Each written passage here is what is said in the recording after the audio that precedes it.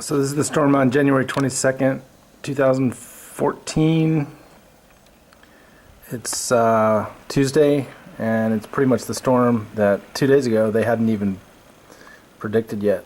Came in from the west, and there was a swatch over Trenton that they said could dump as much as 12 to 18 inches. And 2 days ago, we didn't even know this was coming. So the kids had a half day today. They went in the morning and were out by 1. I actually did not go into New York City today.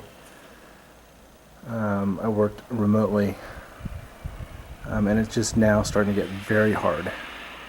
Before it was a really fine powdery snow. Now it's really starting to come down. And I think we have 8 or 10 inches at this point. They've plowed several times already, and it just keeps filling back up.